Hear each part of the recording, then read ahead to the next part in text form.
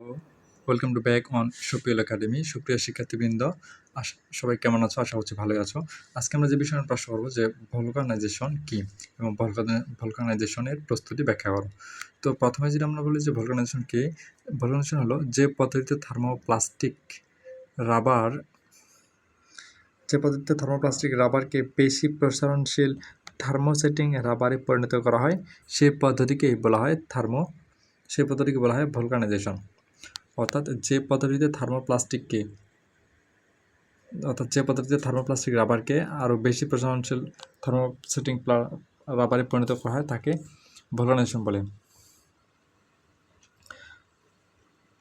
শুরুতে সালফারের উপস্থিতিতে ভলকানাইজেশন করা হতো, তবে বর্তমানে এটা আবশ্যক নয়। যেমন সালফারের ভলকানাইজেশন নিম্নে দেওয়া হলো, যেখানে সালফারের ভলকানাইজেশনটা দেখানো হয়েছে। দেখুন CH2, এখানে CH দেখুন যেটা অ্যাসিড সালফারটা দেওয়া হয়েছে।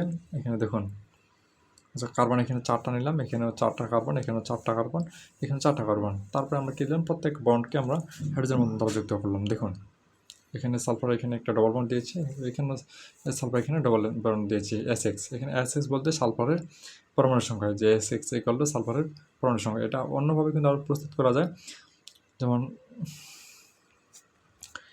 SO2 দ্বারা রাবারের ভলকানাইজেশন করা হয়। যেমন এখানেও দেখুন যে 4টা করে কার্বন নিয়েছে এবং সেগুলোর সাথে আমরা হাইড্রোজেন বন্ড যুক্ত করেছি, H2Cl2, এখানে আমরা ক্লোরিন যুক্ত করেছি আর সালফার যুক্ত করেছি। দেখুন এইভাবে কিন্তু এই দুটি পদ্ধতির মাধ্যমে আমরা সহজেই ভলকানাইজেশন প্রস্তুত করতে পারি।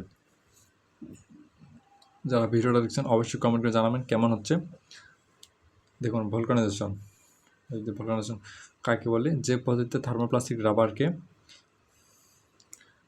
বেশি প্রসারণশীল থার্মোসেটিং রাবার পরিণত করা হয় সেই পদ্ধতিকে ভলকানাইজেশন বলে। এই তো ভলকানাইজেশনের দুটো প্রস্তুতির মধ্যে এখানে দুটো পদ্ধতি রয়েছে, এখানে একটা পদ্ধতি এবং এখানে একটা পদ্ধতি এবং এখানে নিচে আরেকটা পদ্ধতি। দেখুন